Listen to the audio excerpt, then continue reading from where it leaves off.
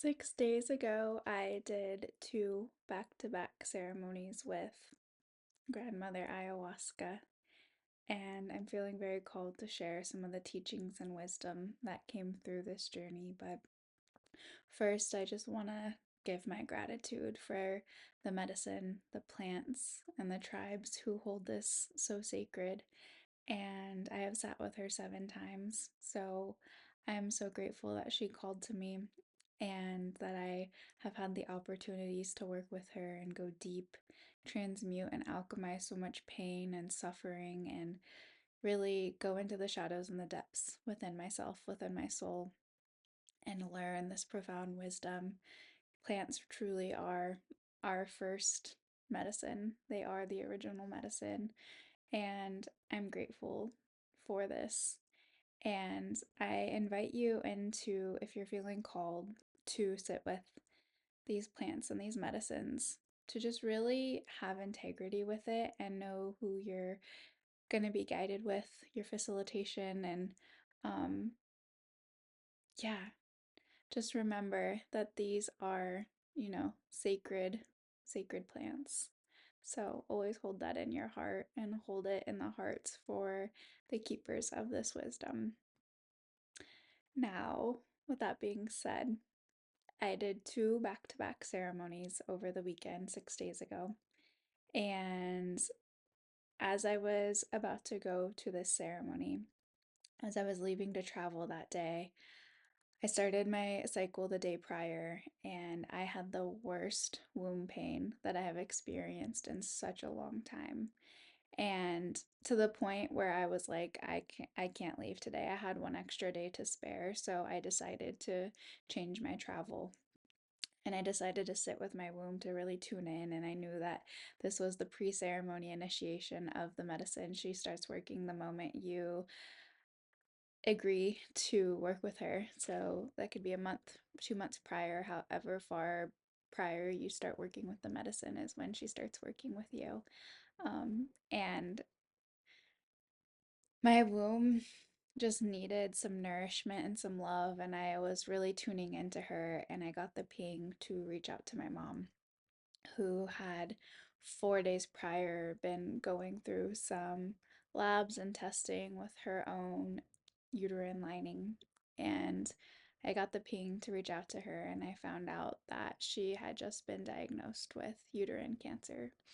And it was divine that, my womb was calling out the moment all of this was happening, and that I was about to go sit with this medicine and really get to bring my prayers of healing with the womb and my lineage, my family, my ancestors, all the women in my family. Like, I was able to bring this healing into the space. And it felt a little chaotic learning all of this before, but there was such a peace within me knowing that I was able to go do some really deep transformational work on the other side of all of this. And I changed my flight. I decided to go out the next day. I talked to my mom a little bit and I felt really grounded in it. And I reached out to all my sisters and the facilitators in the group and just let them know that I was feeling a little bit vulnerable and fragile coming into the space. And I was really held in such deep love when I showed up immediately from my two sisters that I stayed with the night before. And right as we went into the retreat and I got to meet the other women, there was 8 women sitting total and some facilitators, 8 more women, there to support us. So it was just a beautiful ceremony, a beautiful space, sitting with all women. That was the first time I ever experienced this medicine, was with 21 other women. I got to sit in ceremony with them. So this felt a little bit more deeper, more intentional, more nurturing, a smaller group of women. And it was just so beautiful, the moments leading up to it and into the space and into connection. And we all just went deep really quick. So I knew that this was going to be a very profound experience from the moment walking in and the moment meeting these women. And we pulled cards the very first day, and my card was the storm card. And we all kind of laughed about it because, like, I don't feel like I'm like usually a chaos storm, flowing through.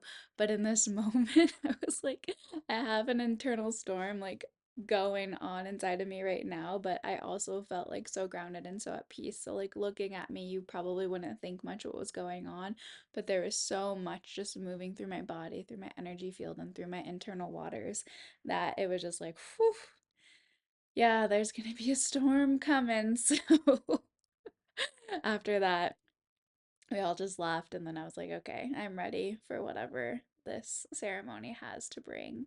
I'm ready to, navigate these storms, sails up. Let's find the path and let's go. So the first day, my biggest takeaway was the my notebook I wrote. I got to slowly die in suffering so that I could finally live in consciousness and love. And it was exactly like my childhood and a lot of my life where I had this internal storm going inside of me, but I always had a smile on my face.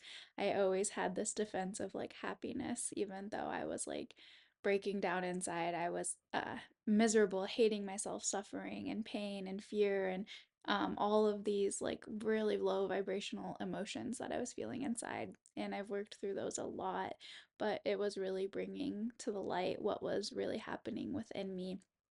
And my biggest intention was to facilitate Bufo medicine and, really allow this medicine to show me the path of that and where I'm blocked and where I hold myself back. So what I really navigated was an a full on experience with my ego, befriending my ego, learning from my ego.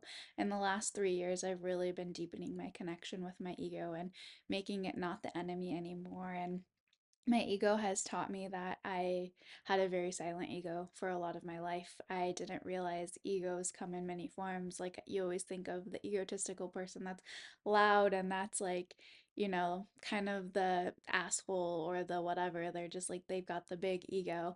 And I didn't realize that egos can also come in the silence and the scared and the fear and the staying quiet and staying small. That's also very much the ego, and the ego holds on to these identities. So for me, it was being the golden child or being the quiet one or being the one that was non-confrontational or being the one that, didn't cause issues or speak up because I just wanted to keep the peace and stay in harmony and flow, all while I was just suffering and internally holding everything. Creating this story, creating this illusion within my reality that I had to be the peaceful one, I had to be the quiet one, I had to be whatever.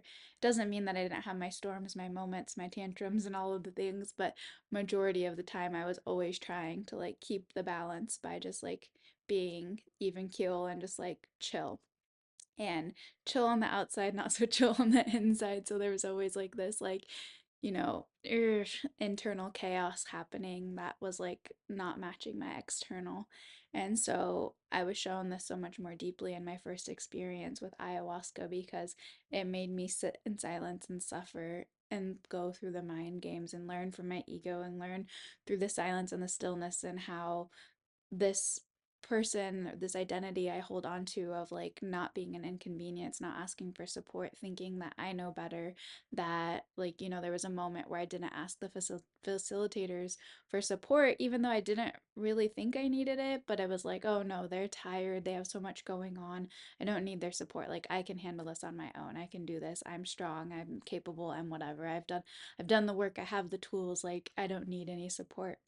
And it really showed me that, like, as I witnessed other people asking for support, it showed me where I hold myself back from receiving such beautiful things from other people, other facilitators, other women in my group. And I really learned so much being in that dynamic of like not really needing support, but I could have asked and I could have taken more medicine. I could have done different little things to like have more of a graceful, easeful experience, but I just decided to suffer. And that was my choosing.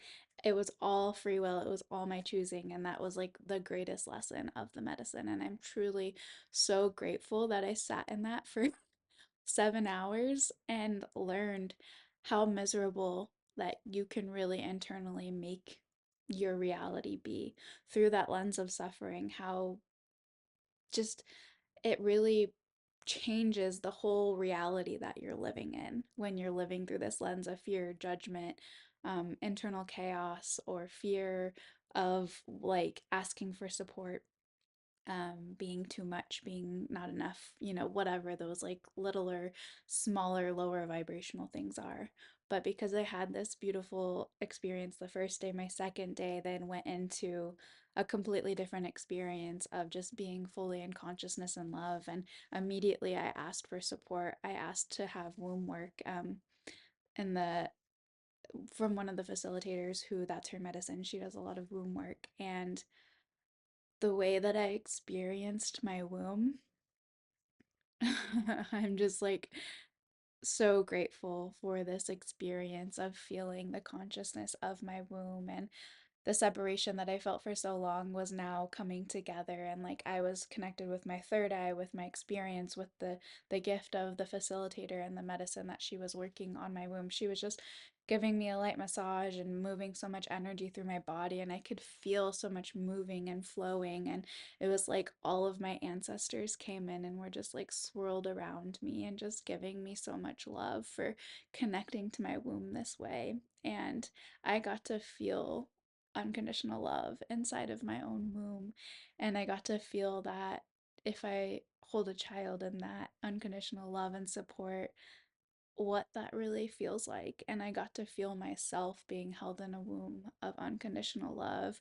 And I got to forgive every mother who wasn't able to access that because they didn't know any better from what they knew. I got to forgive all the mothers that I've had connection with that, just held pain and suffering and maybe didn't want to be a mother, but became one, and maybe thought that they were too young, or, got taken advantage of, the loss that has happened in the womb, the um, ways that there was just so much suffering from the past that I was able to forgive, release, and move through. And that really is the work. It is being able to connect to these parts of ourselves and know that we carry the past with us. We have, sacred ancestry that's carried down from generation to generation and from mother to child to grandchild, and it stays with us until somebody decides to be the chain breaker and move through it and really connect to healing in a whole new way and bring in so much love and awareness into the spaces that have been avoided for so long. So that was like one of the biggest takeaways I had, was asking for support and receiving so deeply, allowing my body to fully receive, my womb to fully receive, and then I was able to receive from the medicine in such a beautiful way.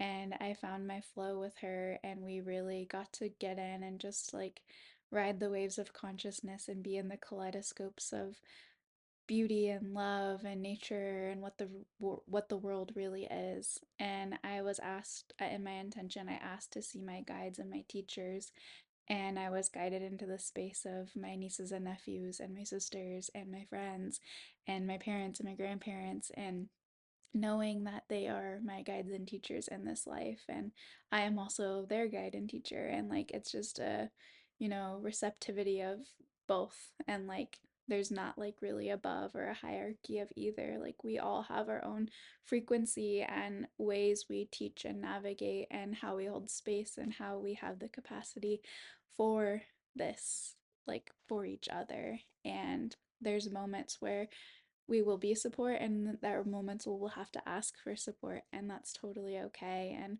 really receiving someone in their vulnerability, accepting them for exactly who they are, as they are, and all of as they can be. It's just like truly a beautiful witnessing, and being a sacred witness in this journey was just so beautiful. I got to be the witness in a space of suffering, and then I got to be a witness in the space of love. And truly, from the place of love was better, but both were very necessary. I wouldn't appreciate the witnessing and love if I didn't go through the witnessing and suffering. They were both very necessary in this journey to see the polarity of all aspects of life and how we all walk through life in completely different states of awareness. And I might be in this completely love consciousness and, just pouring that light and love into everything that I do and seeing reality very different than the person that's sitting right next to me, experiencing the same reality but different reality, because we are all experiencing our own perception of reality every moment of every day. There's billions and billions of perceptions of reality happening constantly because of our own traumas, our own perceptions, our own lenses of whatever we put on, whatever mask we're wearing, whatever ego comes through to identify as that, and however our emotions navigate through the storm, whether that's a lot of external emotion or internal mostly. We all have these like perspective realities that we're just living in. Like, it's just full acceptance of every person for exactly as they are and who they are and the lessons they bear and the ways we get to witness each other and come together in community and really get to hold each other in love no matter what, because none of us are perfect. None of us are free of trauma.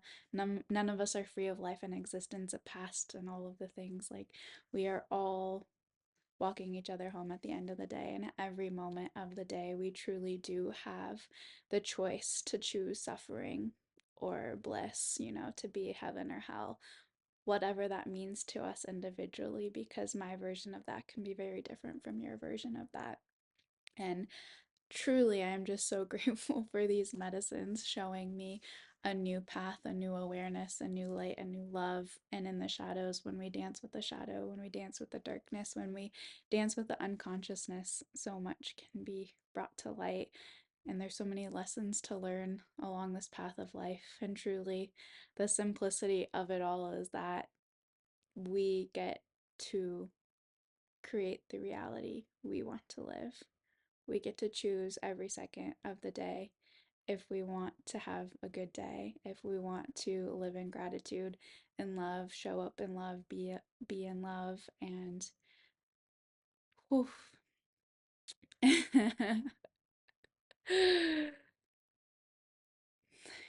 Nature is the best witness, because when we are in nature, when we are connected to nature, when we are using nature as an ally, as a medicine to connect more deeply, there's a constant state of receptivity happening, and we are really giving and receiving in the exact same moment. And when we become so present with nature and observing her, it is a point of observation for ourselves as well, because we are also nature within. I can have a storm within me and I can be calm on the outside, just like nature can have like so many microcosms happening within it as like things are brewing and moving and flowing. And it's just such a beautiful symbiosis we have with our outer world, with our inner world, with each other, with nature, with our planet Earth, with Creator above. It's all these micro moments of just sitting in presence and just being in tune to the present moment and having gratitude for it that really allow us to be the observer from a whole new place. So I'm going to leave it with that. That feels really good to me. And I'm sure there will be more to come in the future as I integrate more lessons and more lands with inside of me. But wow, this medicine journey was such a beautiful one, and I'm just life is beautiful. Life is beautiful, y'all. Take a deep breath to that. Put your hand on your heart and just remember you are loved. You have a purpose here. Your medicine is needed. Aho, aho, aho.